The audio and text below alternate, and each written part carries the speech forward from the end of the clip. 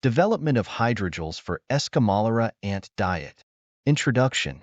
The ESCAMOLERA ant, Lyometopum apiculatum mer, is a species of significant ecological and economic interest in Mexico. This eusocial hymenopteran is found across 24 states in Mexico. The immature stages of its reproductive caste, known as escamoles, are highly valued in culinary dishes for their delicate flavor and nutritional properties, which include amino acids, fatty acids, vitamins, and minerals, among others. However, the commercialization of escamoles has threatened L. apiculatum populations, a problem worsened by unplanned and unregulated harvesting practices. Escamoles are traditionally harvested directly from nests using methods that may no longer be sustainable. To ensure the survival and stability of L. apiculatum populations, effective management practices are essential. It is documented that the scale ant L. apiculatum is omnivorous, preying on annelids, crustaceans, mollusks, and insects, and consuming carrion, seeds, pollen, and nectar. However, these ants prefer a liquid diet obtained through trophobiosis, a mutualistic relationship where they collect honeydew, a carbohydrate-rich substance secreted by other insects. In the context of sustainable management, technologies have been developed for the integrated management and feeding of these ants, such as the use of pheromone-assisted baits, attractants, and sucrose, food. Under this approach, synthesizing materials based on biopolymers combined with protein sources could provide a viable alternative for managing L. apiculatum.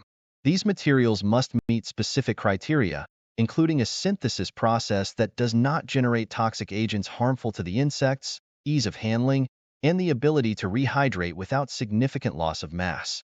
This research aims to formulate a material combining a biopolymer with a mixture of proteins and carbohydrates, evaluate its swelling properties and soluble fraction, characterize its morphology, and determine the interaction between its components as an alternative food source for the ants. This approach proposes a potential pathway for the future domestication of the species. Methodology. Experimental design. The amount of material to be synthesized and the synthesis conditions were determined using a balanced block experimental design. This design allows for comparisons between all pairs of treatments with equal precision, ensuring that each pair occurs only once within the same block. The design resulted in a total of 9 materials, utilizing different cross-linker concentrations and cross-linking times. Synthesis. The hydrogels were synthesized using the ionic cross-linking method.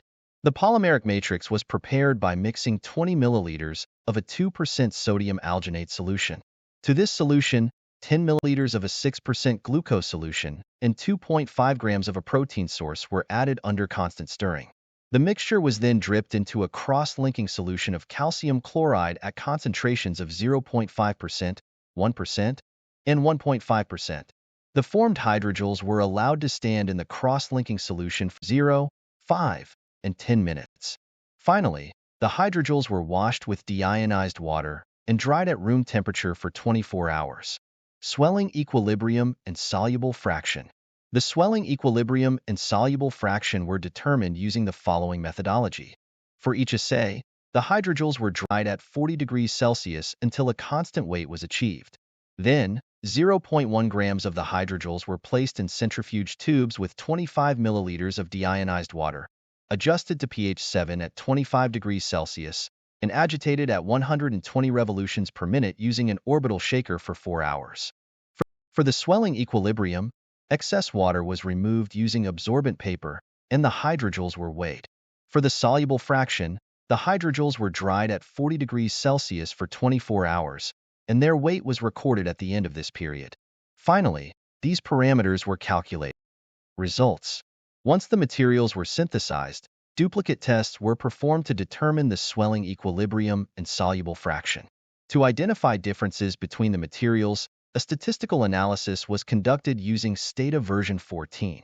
Descriptive measures, such as mean and standard deviation, were used for the variables of interest, swelling equilibrium and soluble fraction. Subsequently, normality tests were performed to verify whether the variables met the assumption of normality, which allowed for the selection of the appropriate parametric test. An analysis of variance, ANOVA.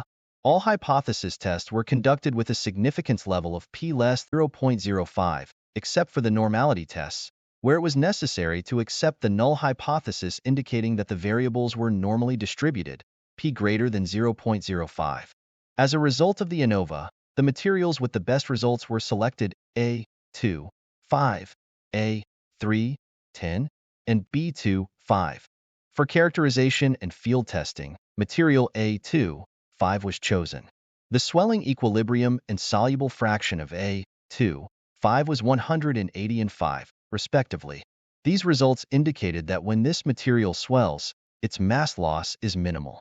Scanning electron microscopy.